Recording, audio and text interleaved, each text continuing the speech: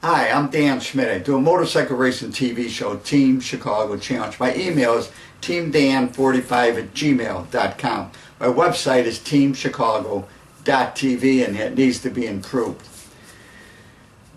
Going to Daytona, I've gone to Daytona to race many, many times, going all the way back to 1973. I believe I went down there to race the novice short track to get some points. And then I road raced, I think I road raced in the first superbike race ever, 100-mile superbike race in 1983 with the 4 and 6 Jimmy Rashid Yamaha Seika. And I road raced other events. I ran the Pace event on the Speedway. But this show here, we're going to look at some vintage racing. The vintage racing took place. The 200-mile race at Daytona is during the second weekend in March. The weekend before is usually vintage racing, and AHRMA in 1996 had vintage road racing, and also there was vintage motocross, short track racing at the stadium, and half-mile racing at the Speedway on a half-mile clay track. I had the opportunity, besides going to the motocross and videotaping some motocross racing, some of the stadium racing, and the half-mile racing, I had the opportunity to interview two of the greatest motorcycle racers ever, because AHRMA had a banquet, and I was invited by Mike at Vance and Leathers to interview two of the stars who were there. Giacomo Agostini, who was a 15-time world champion, and Jim Redman, who was 5 times world champion. So I got these two great interviews, great conversations with these two great champions, and I think you're going to enjoy this show from Daytona 1996. And don't forget my email, it's teamdan45@gmail.com. I always love to hear from my audience. Let me know what you think of what I'm producing. We're at St. Augustine. We're at St. Augustine Speedway for the AHRMA half mile, and I would be doing these openings from Daytona International, but between Diamond P and Daytona International, they wouldn't allow me to do any videotaping, so you won't get to see the 6-cylinder Hondas in flight or the 3-cylinder MVs. But I am going to talk to a couple of the great stars from that era, the international GP champions, and we're also going to be looking at motocross from Ocala, the vintage motocross, and we're going to be looking at the vintage races from the stadium at Daytona. And then next week we'll be looking at the half-mile racing from here and some of the other things happening in Daytona for Bike Week. Well, the first race we're going to look at is the 250 Intermediate Sportsman. Jumping up front looks like that Robert Leemanstall from Woodstock, Georgia, on a 74 Yamaha YZ250A.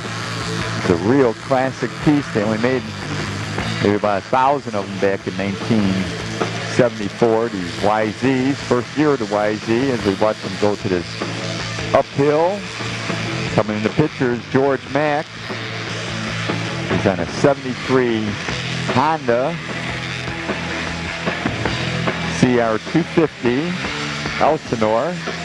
Coming now down the final straight to the flag. Up front is 159. It's Robert Leemanstall.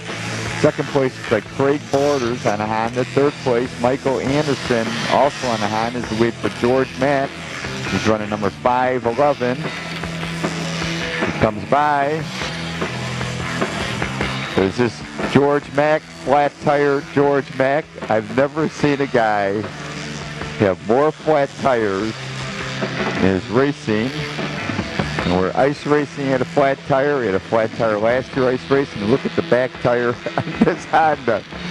Looks like the tire is ready to fall off the bike. Well, it's like I always tell George, if it wasn't for bad luck, he wouldn't have any luck at all. I'm going to follow George around again. It rained all day. Finally the rain let up. This is the second moto. The track is starting to dry out a little bit. George getting around pretty smartly. He's running about 13th place. Running 4-lap motos. front, number 159. That's at Robert Lindenstahl from Woodstock, Georgia on that Yamaha. Second place looks like a Honda. Here's a classic battle, though, from the early 70s. Honda, Yamaha going at it. This Yamaha is really getting around nice. Like I said, this is a real classic piece. They might have made less than 1,000. These YZ, first year of the YZ. 250, and picking up the win is Robert Lindenstahl. Second place was Craig Borders on a Honda. Third place went to Michael Anderson on a Honda. Fourth place was Chuck Curtin on a Husqvarna. Whoa, 2 bikes down. Fifth place went to Paul Harrer. As we watch George Mack coming around, he spots the accident. Whoa, George sneaks on by. And he ended up picking up 13th in his class with this flat tire. I tell you, it was a long day. Finally, and look at the plus 50 class. Up front, looks like Dave Brickers from Southwark, England on a CZ 400. Second place is Hugh Weaver from Caryville, New York on a 250 Boltaco. Check that. I think the Boltaco's up front. Now I get to see him a little better. That's Hugh Weaver. And running in third place is former world champion Jeff Smith, who's also the director of AHRMA. And it's the plus 50 expert class. We swing over, see the Boltaco's up front. That's Hugh Weaver. Second place is Dave Brickers on that CZ. There goes Jeff Smith on a Can-Am, and Jeff Smith, when he came over from England, went to work for the Can-Am, so this could be a bike that he helped design to bring to the American market. 377 is Al Gardner from Stuart, Florida on a 250 Honda. This is the plus 50 intermediate bike. We watch the leaders in the expert class. It looks like the Boltaco's still up front. Reeves is in second. Jeff Smith on that Can-Am is third. And with the plus 50 intermediates picking up the win was Al Gardner. Second place was John Hugos. Third place went to Joe Calmes. And with the experts picking up the win on the CZ was Dave Brickner. Second place went to Hugh Weavers, and Jeff Smith, the former world champion, could only pull out a third, but it sure is great seeing a former world champion racing with AHRMA. And now we move to Municipal Stadium in Daytona for the Vintage National Short Track. Look at this 251 to 600 Vintage Classic. Jumping up front, looks like George Reinmeyer on a Triumph, but Craig Brecken from Grand Rapids, Michigan on that BSA is in second place. This class, no brakes are allowed. George Richminer's on a 500 twin, rigid suspension, Triumph. Craig Brecken's on a 441 Victor BSA. It looks like he's got a more modern frame, but he's got no suspension. He's got a strut in the back and no brakes. But this Triumph is really putting on some fast laps on this short track. Third place looks like Charles Southgate. Fourth place, Herschel Benken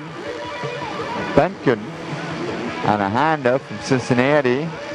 56 is Charles Southgate on a BSA.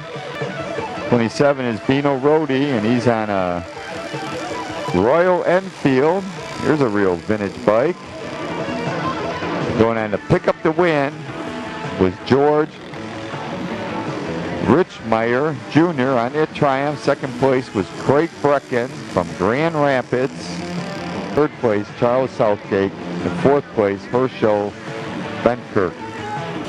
The last race we're going to look at is Vintage Dinosaur. Bikes built before 1951, I believe. No brakes.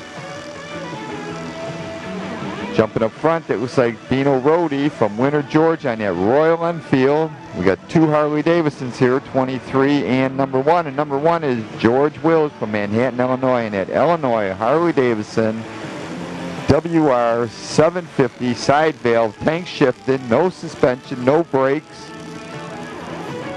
On this tight short track at Municipal Stadium with AHRMA Vintage Motorcycle Racing. Dino Rodi with that Royal Enfield. Second place looks like Leo Anthony from Port Huron, Michigan, but George Wills moves on the outside.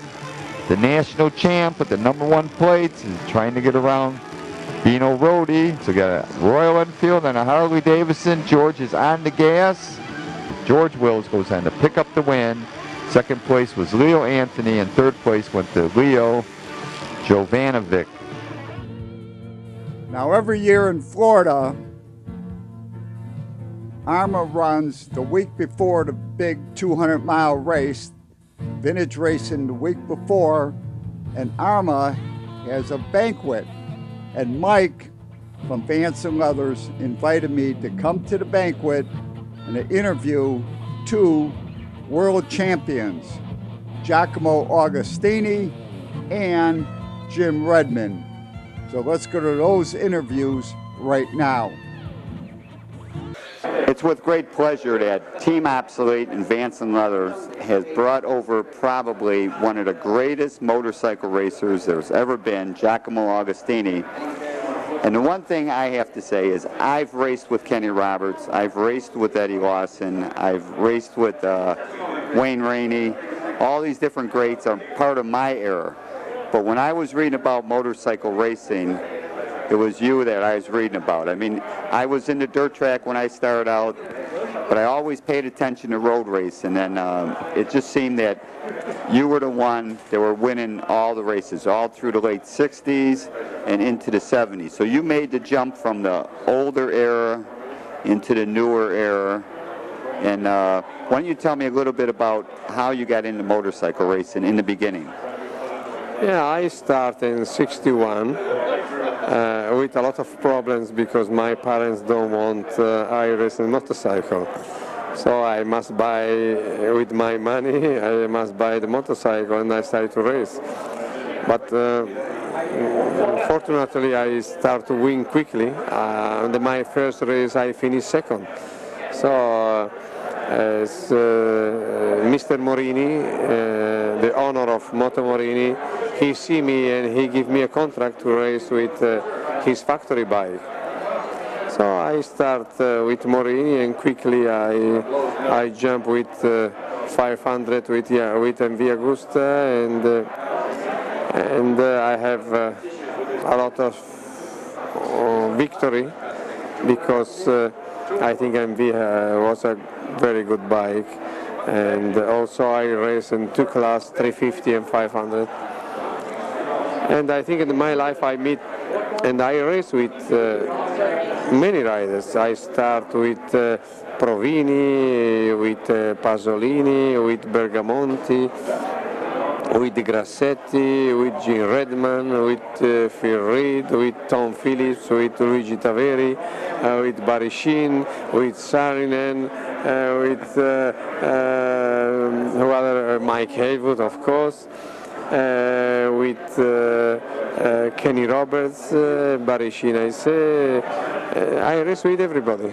So what you said before, I start and I have, I think, 2 generations. Exactly. You do span the generation. Now, when you ran the MV, the 350 and the 500, were they always 3 cylinders, or were there 4 cylinders, or did you experiment with different configurations? When I start with 3-cylinder 350 and 3-cylinder 500. And after we try to use also in some circuit we use, in the 500 we use the 350 but bigger, example 420 right. or 450, right, because some circuit is a little better. it's more light bike and so. And then you made the switch over to Yamaha and ran the two-stroke. Yeah, because Yamaha offered me, and 3 years before Yamaha offered me the bikes, but I'm not ready because I think the two-stroke is not ready. So I waiting in the 73, end of the 73, Yamaha come back again. And that time I think is the time to change, because 4-stroke already at the top and the 2-stroke coming, and I think 2-stroke coming better than 4-stroke. So I take this decision, and the first mile race I come here in Daytona, and with the 700 Yamaha 4-cylinder, and I win. So during the season I leading also 350 and 500, but I win only 350 because I crash with the 500. But I win the 575. So also with Yamaha I have a good time. Okay, so you said that this is the first time you've been back to Daytona in 22 years?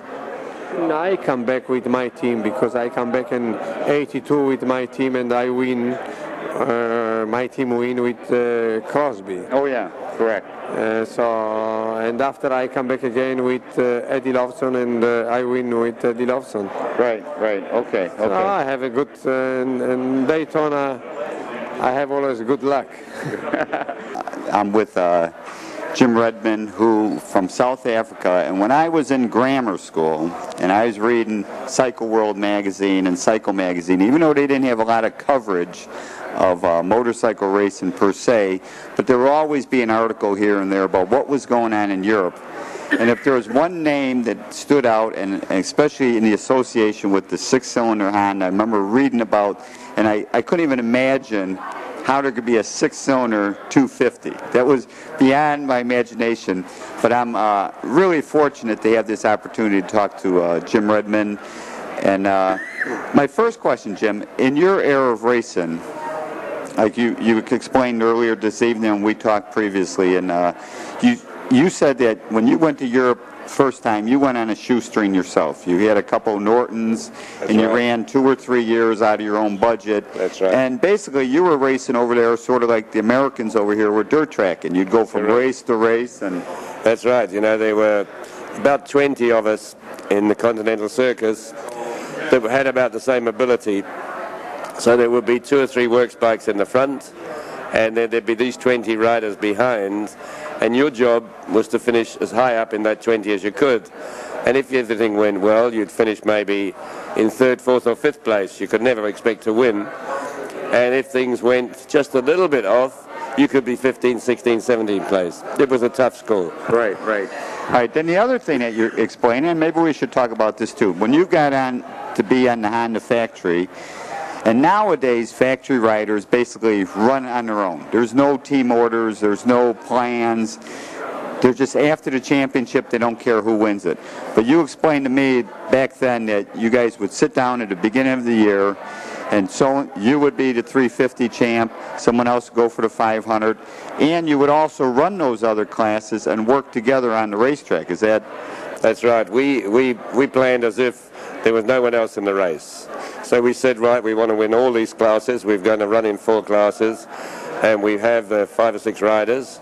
And we say, right, well, we're going to have this rider win the class, and this one will back him up. And then the one that was doing the backing up in that class would be the winner of the other class, and the other one would back up. Sorry, I've got the flu since I've been in Florida. And so we planned all this, and of course, that's only planning when you're in a perfect position. And of course, if an opposing team passed us, the orders went by the board, and we all just tried to get the Honda in front. But if we managed to then, both of us get to the front, we would take up our positions, the idea being that it was silly if I won a race one week and you run the same race the next week. That means that we haven't scored maximum points, and somebody else can come along, win 2 races and pass both of us. Right. So we worked on first goal, win every championship for Honda, so that, and it didn't really matter who had it. And of course, after 1 or 2 races, we maybe changed the plan, because the plan was for me to win, but you won the first 2 races, so I would revert to the backup role and try and help you win the title. Right. And we had a great team with a great team spirit, and we all worked together, and we were, I think, a happy team, so we became a lucky team, and then we were a lucky team and we became happier, so it really worked well. Now another thing, and this will be the final question. You were in the era when they went from Honda with 4 strokes only. Honda was dedicated to have the fastest 4-stroke engines. Correct. And then the Yamahas were coming along with the 2 cycles. So you were right at that end of the era. But why did you finally quit racing? Well, the 2 strokes, obviously they're able to make them lighter and accelerate faster and that, and we were getting more and more cylinders. We got a 4-cylinder, so they would get a 4-cylinder, so when we had to get a 6-cylinder, and it was just going on and on. But the reason I quit racing, I had a bad accident, broke my wrist very badly. It wouldn't heal, and I was sort of getting towards the end of my career. I was 38 years of age, and the youngsters like Giacomo, Agostini, and Mike was 7 years younger than me. Giacomo's about 12 years younger than me. And there comes a time for the old dog to step down and the new dog come in, you know. And that crash was just the one point that made it happen at that time. Right. And if I hadn't, I maybe have raced on another year or 2. But the crash on the bad arm, and it wouldn't fix, and it didn't have the strength. And I said, right, I've had a good run. I'm still at the top. I'm still winning Grand Prix. Right. Let's give it knock it on the head. Right. Well, it's great to talk to you, and I hope I get a chance to see you again. And thank you, Giacomo and Jim, for the great interviews. And now we head down to Main Street, Daytona Beach, the friendliest city, the friendliest town in the USA for motorcycles. Motorcyclists spend over $250 million during Bike Week. Even Uncle Sam showed up on his vintage Harley Davidson. Pretty gals on motorcycles. Lovely ladies handing out catalogs and selling calendars.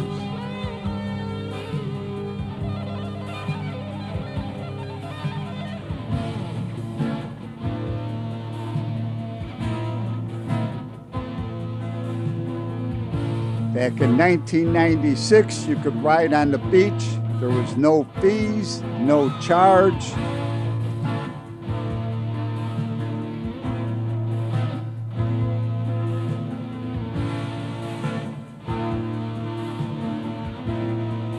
Lovely gals on the beach. Pretty ladies on Main Street. Daytona Beach, Florida. And the prettiest of them all,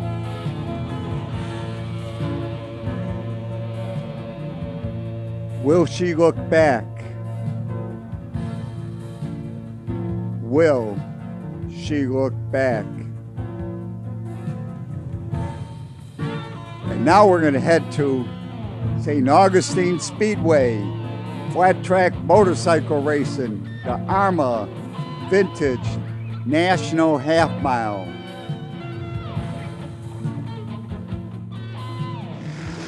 And now we're going to look at the dinosaur class. This is bikes 41 to 51. And this is the class that George Wills picked up the national championship as he moves around. Dino Rodi on his Illinois Harley-Davidson WR, side valve, no brakes, no suspension, split cases. Dino Rodi's on that Royal Enfield, and it's got a foot shift.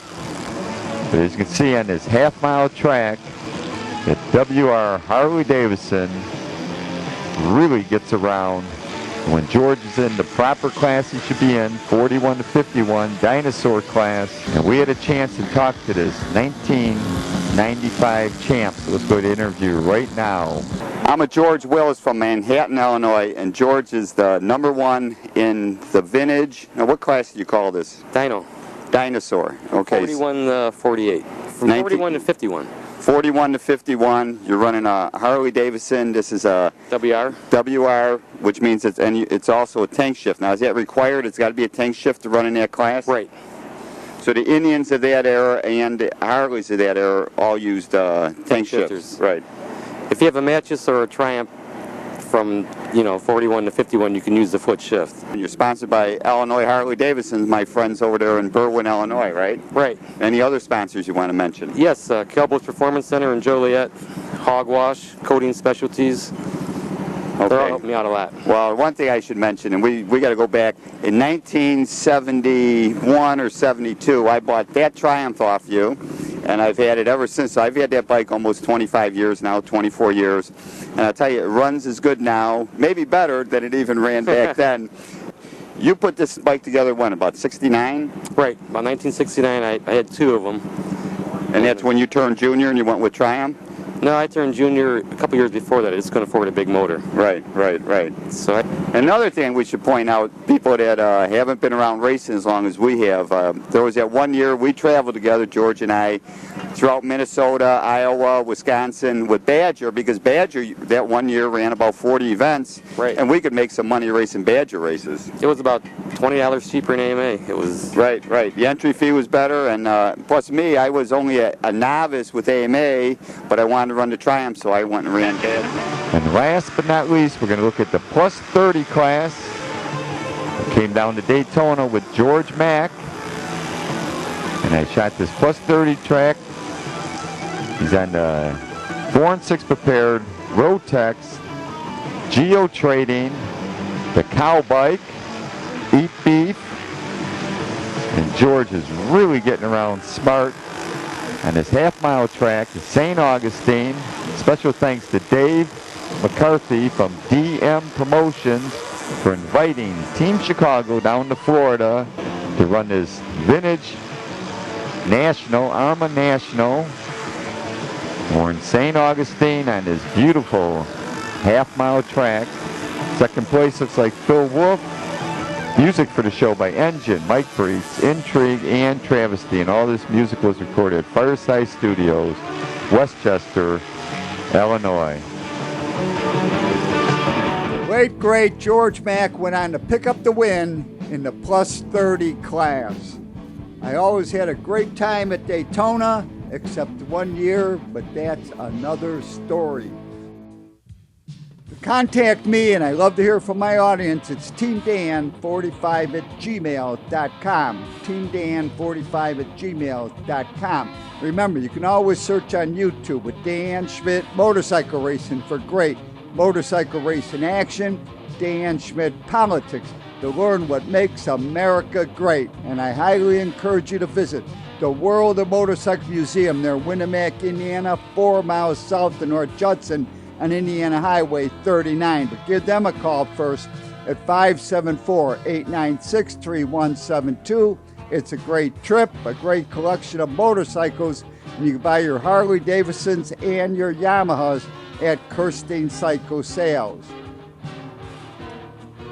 And to pick up your copy of the Team Chicago History Package, go to Rich's Yamaha in Lockport, Illinois. But give them a call first at 815-838-8130. Their website is richesyamaha.com. Pick up your copy of the Team Chicago History Package. And if you want to learn everything there is to know about motorcycles, there's nothing like going to a swap meet. Here's a few dates: Shepherdsville, Kentucky, Woodstock, Illinois on April 26th, and I will be there. Stop by and see me. Princeton, Illinois, and in Monroe, Michigan. Remember, walneckswap.com, walneckswap.com.